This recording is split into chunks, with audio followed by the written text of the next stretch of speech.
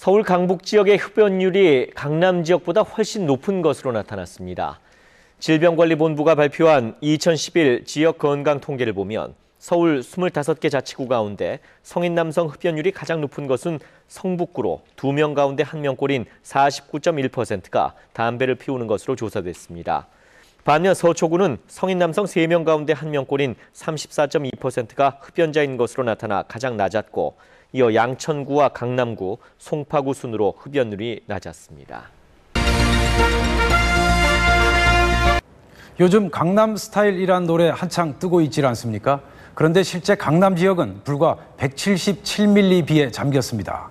3년 연속 침수라는 불명예를 안게 됐는데, 그래서 상습 침수가 강남 스타일이냐는 우스갯소리까지 나오고 있습니다. 김미희 기자가 문제점 짚어봤습니다. 어제 오후 12시 반, 시간당 60mm가 넘는 폭우가 쏟아지자 서울 강남역 부근이 단 10분 만에 물바다가 됩니다. 차들이 배처럼 물살을 가릅니다.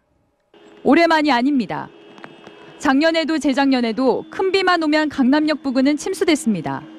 주변에 비해 저지대라 빗물이 잘 고이는 특성도 있지만 빗물이 지하로 빠지기는커녕 지상으로 역류하는 게 문제입니다. 어제 침수도 마찬가지. 1톤이 넘는 맨홀 뚜껑이 튕겨져 나올 정도로 하수가 역류했습니다. 현재 강남 지하 배수시설은 시간당 67mm의 비까지만 처리할 수 있습니다. 만약 100mm의 비가 내린다면 감당하지 못한 17만 톤의 물을 지상으로 토해낸다는 계산입니다.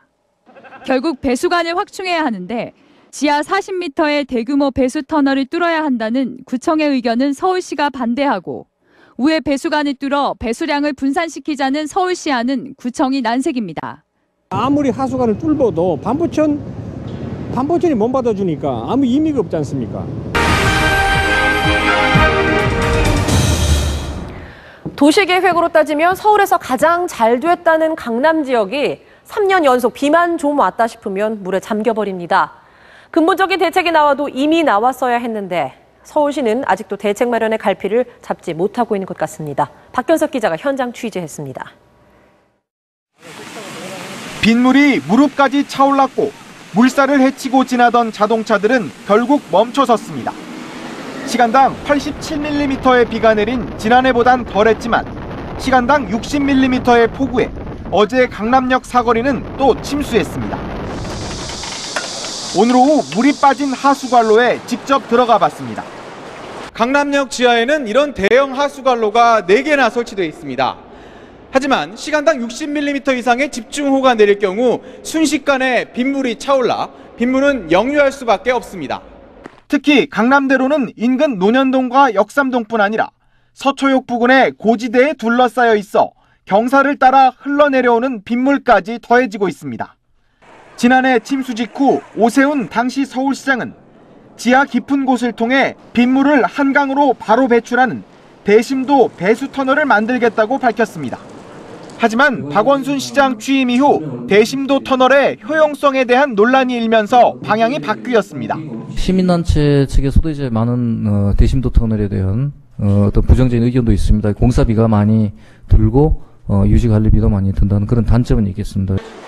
서울시는 대신 기존 것과 비슷한 대형 하수관로를 더 만들어 강남역으로 유입되는 빗물을 줄이는 방안을 검토하고 있습니다. 관할 서초구청은 서울시의 대책이 오락가락하며 허송세월하고 있다고 불만을 터뜨렸습니다. 시장이 베개다 해가지고 그거를 허지부지 해버리면 그 말이 안 되지 않습니까? 정책의 일관성이라든지 정책에 대한 우리 서울 시민들의 신뢰성에 관한 문제가, 대심도 터널이든 대형 하수관이든 새로운 배수시설이 완공되려면 빨라야 2년, 길게는 10년 넘게 걸리기 때문에 강남의 물난리는 당분간 반복될 가능성이 큽니다. SBS 박현석입니다.